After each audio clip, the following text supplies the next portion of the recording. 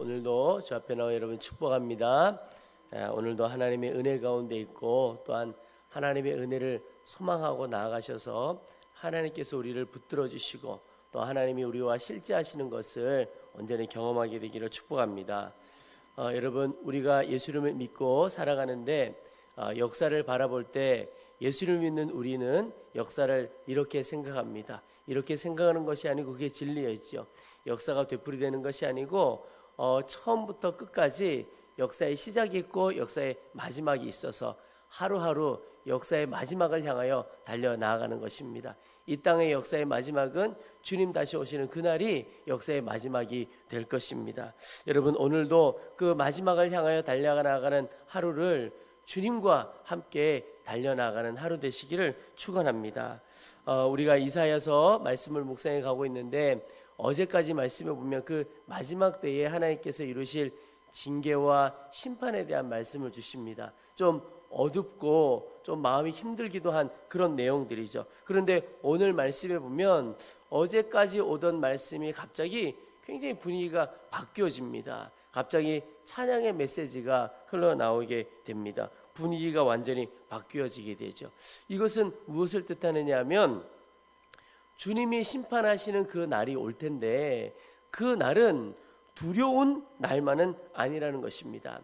하나님을 알지 못하고 또 하나님의 말씀대로 살지 않고 하나님을 대적했던 사람들, 하나님보다 자기를 더 높였다는 사람들, 이런 사람들에게는 그 마지막의 날, 심판의 날은 두려운 날입니다. 왜냐하면 하나님의 무서운 징계가 있기 때문에 그렇습니다. 말씀에 나온 것처럼 땅이 공허하고 황폐하게 되고 주변이 뒤집어지고 또 모든 주민들이 흩어지는 일들이, 그러니까 말할 수 없는 비참한 일들이 일어나게 되죠. 그런데 오늘 말씀에 보면 그 심판의 날에도 오히려 찬양하는 이들이 있고 그 찬양의 소리가 온 땅에 가득하게 될 것이다, 그런 말씀이 있습니다. 오늘 15절 보십시오.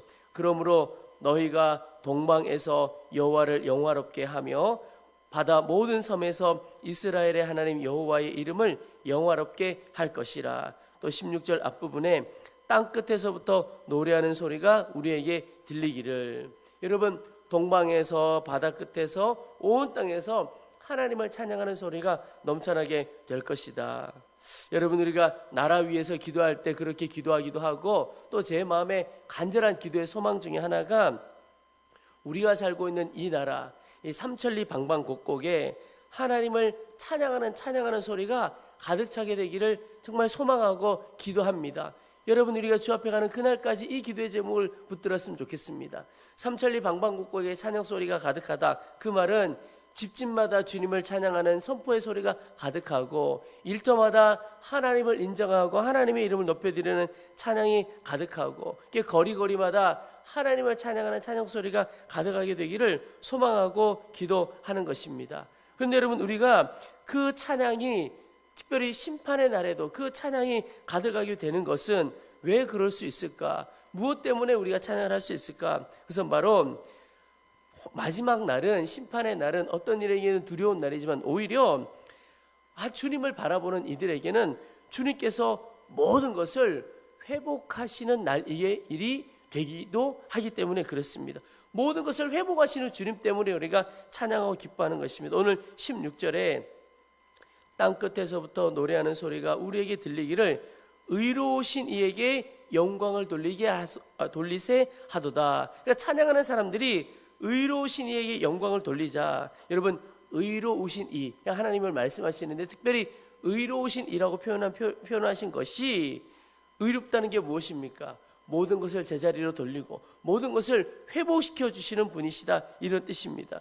여러분, 성도들이 살아갈 때 애매하게 겪는 어려움도 있고 애매하게 겪는 고난과 박해도 있습니다. 그런데 하나님께서 억울함도 풀어주시고 죄로 인하여 무너진 것 회복시켜 주시고 영혼도 회복시키시고 육신도 회복시키시고 가정도, 그러니까 개인도 가정도 이 나라도 다 하나님께서 온전히 회복시켜 주신다는 것입니다. 어떻게? 주님께서 창조하셨던 그 창조의 원형으로, 정말 우리가 있어야 할 그 이전으로, 죄로 인하여 타락하기 이전의 모습으로 완전히 회복시켜 주시는 겁니다. 회복해 하시는 그때가 오는 겁니다. 그러므로 우리가 찬양하게 되는 것이죠. 여러분, 오늘 우리에게 이 믿음이 있기를 축복합니다. 어떤 믿음? 주님께서 주님을 바라보고 주님을 붙드는 이들의 삶에 온전한 회복을 주실 것이다. 지금은 내가 고난을 겪고 아픔을 겪고 어려움을 겪어도, 그러나 이 어려움을 주님을 믿는 믿음 붙들고 이 세상 가운데 휩쓸려 가지 않고 주님 붙들고 나아갈 때 하나님이 회복시켜 주실 것이다.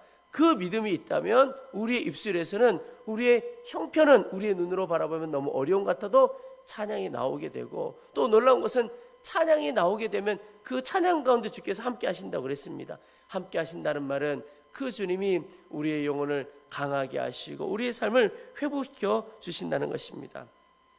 제가 어제 어느 한 목사님의 책을 읽다가 그 목사님께서 늘 어떻게 인생을 살아왔느냐, 말씀을 외우셨다는 거예요. 말씀을 암송하고 그냥 속으로만 되뇌는 것이 아니라 입술을 열어 선포하셨다는 거예요. 그러면서 그 입술의 선포 가운데 하나님의 능력이 있어서 생각을 바꾸어내시고 삶을 바꾸어내셨다. 이게 그분 말씀의 표현에 의하면 하나님의 말씀이 내 더러운 생각 다 태워버렸다. 그래서 늘 말씀을 입으로 선포한다는 겁니다. 그런데 제가 오늘 말씀을 준비하다가 그 이야기를 딱 듣고, 찬양의 능력이 있는 것이 왜 그런가?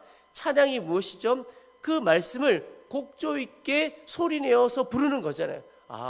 입술의 선포가 찬양인데, 그러니 찬양의 능력이 있을 수밖에 없구나.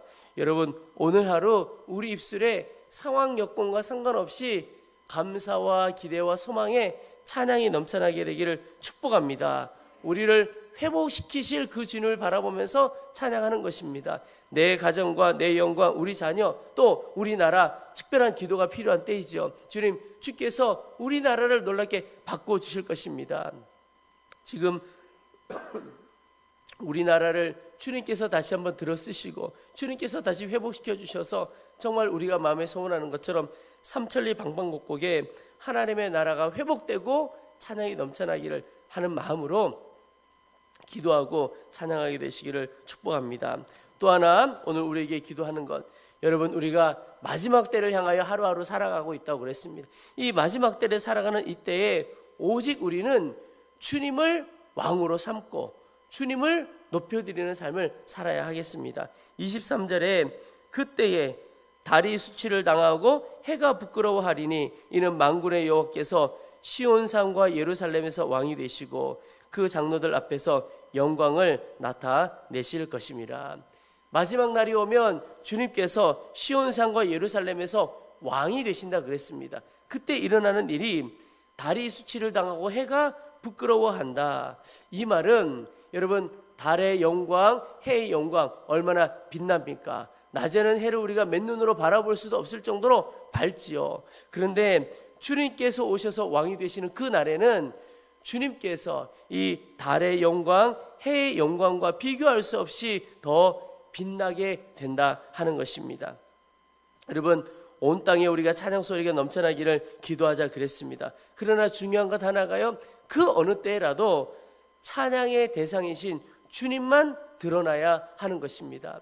제가 어제 어느 한 분을 만나서 이런저런 이야기를 나누다가 찬양 사역자들에 대한 이야기를 나누다가 제가 어느 찬양 인도자 참 좋아하는 분이 있습니다. 그러면서 이야기를 나눈 중에 했던 것이, 아마 그분보다 음악성이 뛰어난 분은 여러 더 있을 것 같습니다. 그런데 제 마음에 이분이 참 귀하다고 느끼는 것은, 제가 경험한 찬양 인도자들 여럿 있지만 찬양 인도자들 중에는 자기도 모르게 자기 자신이 드러나는 때가 종종 있습니다. 앞에 나와 있고 주목을 받다 보니까 아무래도 그래요. 회중이 나를 바라보고 나의 인도를 따라가고 할 때는 그런 경우가 있죠. 그런데 제가 참 귀하다고 하는 그분은 그 찬양 인도자만큼 자기 자신을 드러내지 않고 주님만 드러내는 찬양 인도자를 제가 잘 못 본 것 같아요.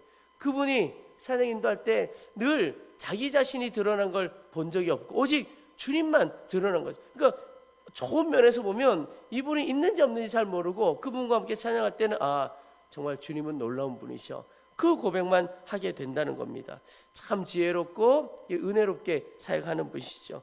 여러분, 그 찬양 인도자가 그런 것처럼 우리도 똑같아야 한다는 겁니다. 마지막 날뿐만 아니라 우리가 마지막을 향하여 달려나가는 하루하루를 살아갈 때 우리의 삶에 오직 주님만 왕이시고 주님만 높임을 받도록 드러내야 하는 것입니다. 왜냐하면 내가 달의 영광을 갖고 해의 영광을 가진 것처럼 나를 빛내다가는 주님의 날이 오면 그게 아무것도 아닌 것처럼 그냥 부끄러워진다는 겁니다. 오늘 표현한 것처럼 수치를 당하고 부끄러움을 당하는 겁니다.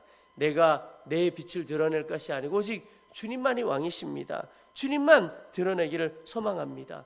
여러분, 이것은 우리 성도들의 개인적인 삶에도 마찬가지입니다. 우리가 교회 안에서뿐만 아니라 어디에 있든지 정말 겸손한 마음으로 주님이 하셨습니다. 주님만 높여드릴 수 있기를 소망합니다. 또 우리 교회적으로도 마찬가지입니다. 우리 교회가 어려운 형편 중에서도 또 자그맣게라도 지역사회를 돕고 섬기는 일들을 합니다. 그런데 그 일들을 할 때도 기도하는 소망 딱 하나가 있다면 하나님, 이것이 우리의 자랑이 되어지지 않고 우리를 드러내는 것이 되어지지 않고 오직 주님만 드러내고 주님만 높이는 것이 되었으면 좋겠다 하는 마음을 갖습니다. 왜냐하면 교회사를 공부해 보다 보면 교회가 하나님께서 은혜 주셔서 교회가 부유하게 되고 힘을 갖게 될 때가 있습니다. 그런데 꽤 많은 경우에 부유하고 힘을 갖게 되었을 때 더욱 주님을 섬기고 낮은 자리로 가면 좋은데 오히려 교회 자체의 영광을 드러낼 때가 있었습니다. 그런데